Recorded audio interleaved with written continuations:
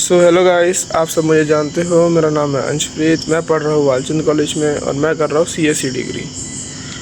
अब आप सभी को पता है मेरा एमएसटी सीटी का स्कोर है 99% आया।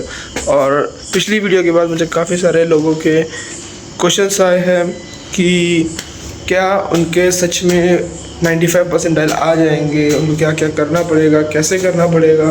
तो अब इस वीडियो में हम इसी बारे में बात करेंगे। तो चलिए शुरू करते हैं। तो गाइस, अब बचे हैं लास्ट के कुछ दिन हमारे एमएसटी सीईटी के लिए। 19 तारीख से स्टार्ट हो जाएगा एमएसटी सीईटी। तो अब आपको मैं बताने वाला हूँ कि आखिरी के लास्ट कुछ दिनों में आपको कैसे पढ़ना है, क्या मिस्टेक्स नहीं करनी है। ओके, लास्ट वीडियो में बता दिया था आपको हाई वेटेज चैप्टर्स के बारे में। अब पता चलेगा लास्ट के कुछ दिनों में क्या करना है। तो सबसे पहले तो आपको अपने हाई स्कोरिंग चैप्टर्स को कंप्लीट करना है।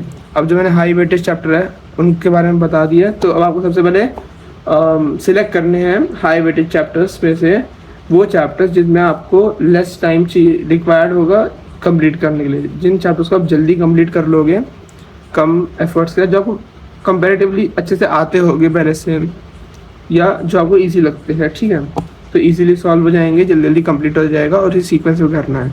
तो सबसे पहले हाई वेटेज वालों को ही कंप्लीट करना है। ओके, उसके बाद आपको सेट करना है अपना टाइम लिमिट हर सेशन के लिए।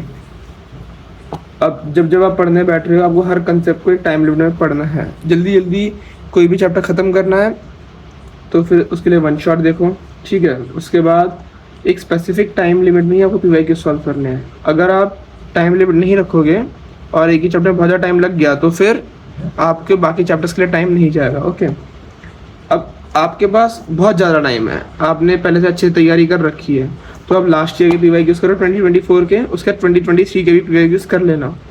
अगर आपके पास टाइम नहीं है, आप अभी शुरुआत कर रहे हो और आपको अच्छा स्कोर करना है, तो सिर्फ लास्ट ईयर की करना पीवाईक्यूज़। ओके, अब इसके बाद आपको क्या करना है, पूरे हर एक चैप्टर को कंप्लीट करना पड़ेगा।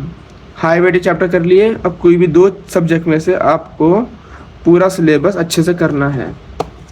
सिलेबस अब आपको कुछ नहीं आता, वन शॉट वीडियो से को पहले से पढ़ रखा है तो वन शॉट वीडियो को फास्ट करके देख लेना, जल्दी जल्दी कवर कर लेना। ओके, उसके बाद आप जब वीडियो से पढ़ रहे हो, वीडियोस में चल रहा है सेशन, तो आपको एक्टिवली फॉर्मूलेस लिखते जाना है, इंपॉर्टेंट कंसेप्ट को नोट डाउन करते जाना है, ताकि आपकी एक्टिव लर्निंग रहेगी, आपको माइंड में याद रहेगा।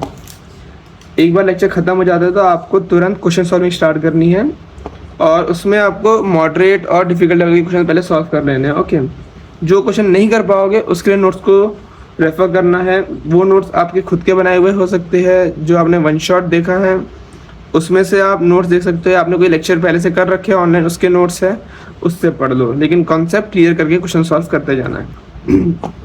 उसके बाद अब आपको आना है पीवाईक्यूज़ पे। अब आपके पास अगर बहुत ज़्यादा टाइम बच रहा है, मैंने पहले ही बता दिया, पिछले 2 साल के पीवाईक्यूज़ कर लो। अगर आपके पास बहुत ज़्यादा टाइम नहीं है तो बस लास्ट ईयर का पीवाईक्यूज़ भी टाइम लिमिट में होने चाहिए। आपको इससे हैबिट रहेगी कि आपको एक लिमिटेड टाइम है आपके पास सॉल्व करना है, टाइम कॉन्स्टेंट। तो इससे आपका क्वेश्चन सॉल्विंग स्किल जो एग्ज़ाम में चाहिए वो भी इम्प्रूव होगा। अब इससे आपका टाइम बचेगा, आप बाकी चैप्टर को टाइम दे पाओगे। और अगर कोई क्वेश्चन बहुत ज़्यादा टाइम ले रहा है, अगर किसी क्वेश्चन में आपको 10 मिनट से ऊपर लग रहा है, तो उस क्वेश्चन को वही स्किप कर दो, उसको आगे नहीं करना है सॉल्व। जब आपका पूरा क्वेश्चन सॉल्विंग हो जाएगा उसके बाद आपको उसका कॉन्सेप्ट देखना है, उसकी सॉल्व करना है खुद से, और फिर वहाँ पे आपको क्वेश्चन डन है, उसके बाद वापस नहीं करना है कुछ भी। तो अब हम लोग बढ़ेंगे कैसे आपको मॉक टेस्ट देने हैं, ठीक है। तो सबसे पहले आपको मॉक टेस्ट देना है हर एक चैप्टर का, एटलीस्ट 15 से लेके 25 क्वेश्चन का। मैं रेकमेंड करूँगा 25 क्वेश्चन का हर चैप्टर का एक मॉक टेस्ट देना है, एक टाइम लिमिट के साथ, ठीक है। और जब आप एग्ज़ाम दोगे तो आपका 90 मिनट्स है, 50 क्वेश्चन फिजिक्स, 50 क्वेश्चन केमिस्ट्री के। तो जब आप फिजिक्स और केमिस्ट्री कर रहे हो तो आपको उसका अगर एक चैप्टर का 50 क्वेश्चन लेते हो, ठीक है, तो आपको उसके लिए 45 मिनट्स का टाइम लेना चाहिए, ठीक है। 45 मिनट्स में आपके 50 क्वेश्चन सॉल्व हो जाने चाहिए। ओके, अब उसके बाद जब आप स्टार्ट करते हो टेस्ट, आपने सबसे पहले इजी क्वेश्चन सॉल्व करने चाहिए, ठीक है। आपको क्वेश्चन पेपर खोलना है, आपके सामने पूरा पेपर आ जाएगा। जो क्वेश्चन आपको देखते ही समझ आ रहा है कि एक फार्मूला बेस्ड क्वेश्चन है या ये क्वेश्चन में बहुत इजी कैलकुलेशन है, आप बहुत जल्दी कर सकते हो, तो आपको वो क्वेश्चन सबसे पहले उठाने हैं जो डायरेक्ट फार्मूला बेस्ड है, कम टाइम लगेगा और आप समझ गए हो देखते ही कि ये ऐसे ऐसे होगा, ये स्टेप है इसके एंड डन। ठीक है, उसके बाद आपको जाना है मॉडरेट लेवल के क्वेश्चंस पे और फिर जाना है एकदम लास्ट में डिफ़िकल्ट। अब ऐसा नहीं होना चाहिए कि आपने पेपर खोला, पहला क्वेश्चन है बहुत डिफ़िकल्ट है, आपने उसमें 15 मिनट लगा दिए, ठीक है, अब इसमें आपका टाइम वेस्ट हो गया, आगे आप सॉल्व करते जा रहे हो रहा है सॉल्व, और आखिरी के 5 क्वेश्चन सपोज करो बहुत ईजी है लेकिन आपके पास टाइम ही नहीं बचा सॉल्व करने का, आपके 5 मार्क्स चले जाएंगे हाथ से। ठीक है, तो आपको सबसे पहले इजी करो फिर मीडियम करो, तो आपका एक मेजॉरिटी क्वेश्चंस आपके हो जाएंगे, आपके हाथ में आ जाएंगे मार्क्स। उसके बाद डिफ़िकल्ट करो, नहीं होगा तो फिर आपको नेगेटिव मार्किंग नहीं है तो आपको सारा क्वेश्चन तो अटेम्प्ट करना ही करना है। ठीक है, अब आपको बोला है 25 क्वेश्चन का करना है, सो आपको ओनली एंड ओनली 22 से 23 मिनट्स रखनी चाहिए 25 क्वेश्चन का एक मॉक टेस्ट देने में।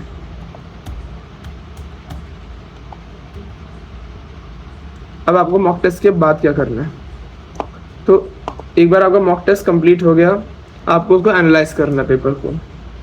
सबसे पहले तो आप देखोगे कि आपको कौन से क्वेश्चन समझ में नहीं आए पेपर में, और उसका कंसेप्ट सबसे पहले देखोगे जो आपने क्वेश्चन गलत किए हैं और जिसका आपको कॉन्सेप्ट क्वेश्चन में देख के समझ ही नहीं आया। सबसे पहले उनका कॉन्सेप्ट देखोगे और उनको खुद एक बार सॉल्व करोगे। एक बार सॉल्व नहीं होता वापस सॉल्व करोगे, लेकिन उसको सॉल्व करना है। नहीं हो रहा सॉल्व तो उसको छोड़ दो, ब्रेक लो, वापस देखो, ठीक है, पर उसको ख़त्म करेंगे। उसके बाद आपको जाना है जो इनकरेक्टली किए उनको भी वापस मेथड से समझना है। अब आपको ये भी देखना है कि आप गलती कहाँ कर रहे हो क्वेश्चन में। हो सकता है आपका कॉन्सेप्ट बहुत क्लियर है, आपने कैलकुलेशन मिस्टेक किया है, तो हमेशा उस कैलकुलेशन मिस्टेक को याद रखो, आपने किस तरह की कैलकुलेशन को गलत किया है। ठीक है, ऐसा नहीं है कि आप अब उसी टाइप की कैलकुलेशन मिस्टेक बार बार रिपीट करोगे तो आपके मार्क्स लूज हो जाएंगे। ठीक है, अब आपके लिए कोई भी क्वेश्चन डिफिकल्ट हो रहा है, आप उसका कॉन्सेप्ट पढ़ रहे हो बार बार तब भी समझ नहीं आ रहा है, तो फिर उसके लिए आपको एक सेपरेट नोटबुक बनाना है, उसको कॉन्सेप्ट बुक का नाम दे सकते हो, और उसके अंदर आपको वो क्वेश्चन लिख देना है, क्वेश्चन और उसका कॉन्सेप्ट लिख देना है, और उसको रात को सोने से पहले रिवाइज कर लेना है। ओके, अब उस कॉन्सेप्ट बुक का आप यूज़ कैसे करोगे, आपने अब अगर आज उसमें क्वेश्चन लिख दिया तो उसको आप आज रात को सोने से पहले रिवाइज करोगे, कल भी एक बार उसको रिवाइज करोगे और परसों एक बार रिवाइज करोगे। उसके बाद उस बुक को छोड़ देना है, एक हफ्ते बाद उस कॉन्सेप्ट को एक बार रिवाइज करो, फिर उस बुक को उस क्वेश्चन को क्लोज कर दो। अब सीधा एग्जाम से 2 दिन पहले उस क्वेश्चन को देखना है, कॉन्सेप्ट देखना है, समझना है, क्योंकि वो आपका वीक कॉन्सेप्ट है पर आपने उसको 4 बार रिवाइज कर लिया है तो आपको अच्छे से याद रहेगा कॉन्सेप्ट। एक बार देखोगे आपके माइंड में सेट हो जाएगा। अब जब आप क्वेश्चन लिखोगे आपको उसके बाद डेट लिखना है ताकि आप एक ट्रैक रख सको आपको उस क्वेश्चन को कब रिवाइज करना है। ये हर एक कॉन्सेप्ट के लिए फॉलो होना चाहिए सेम तरीके से, और डेट हमेशा लिख के रखनी है। अब क्या करना है, तो मॉक टेस्ट के बाद सब कुछ ख़त्म हो गया है तो नहीं, मॉक टेस्ट के बाद आपने कॉन्सेप्ट बुक बना लिया, अब उस चैप्टर को रिवाइज करना है, लेकिन अभी नहीं करना है। उस कॉन्सेप्ट को आप 2 या 3 दिन बाद उस चैप्टर को एक बार देख लेना। आपने जो फार्मूला से आपके पास फार्मूला शीट या तो आप रेडीमेड जो मिल जाता है आपको ऑनलाइन सोर्स पे वहाँ से ले सकते हो, मैं अपने टेलीग्राम चैनल पे भी प्रोवाइड करूँगा कुछ, या फिर आपका हैंड रिटन है तो वो सबसे बेस्ट होता है, खुद का बनाया हुआ फार्मूला शीट। अब आपके पास टाइम है तो आप बना सकते हो, आपके पास पहले से रेडी है तो बहुत अच्छी बात है, नहीं है और नहीं बना पा रहे हो, टाइम कम है, तो आपको ऑनलाइन मिल जाएंगे, मैं टेलीग्राम पे भी डाल दूँगा। ठीक है, एक बार आपने रिवाइज कर लिया, मॉक टेस्ट दे दिया, आपका चैप्टर डन है। 4-5 दिन बाद आपको एक बार बस उसके फॉर्मूले देख लेने हैं ताकि आपके माइंड में सेट रहेगा।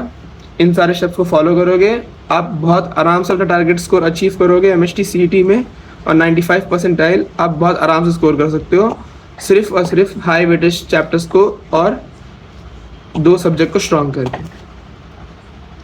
So best of luck guys, keep working hard, distraction से दूर रहो, सोशल मीडिया गेम्स को अभी बंद कर दो बिल्कुल ही, क्योंकि अब आपको फोकस रहना है, कुछ ही दिन बचे एग्ज़ाम के लिए। चैनल को सब्सक्राइब कर लेना और यूज़फुल वीडियोस के लिए टेलीग्राम चैनल का लिंक डिस्क्रिप्शन में दिया हुआ है, वहाँ रिसोर्सेस आते रहेंगे, और आप अपने जैसे और भी एस्पिरेंट से बात कर सकते हो और अपने डाउट्स मुझसे भी पूछ सकते हो। ठीक है, तो बाय बाय गाइस।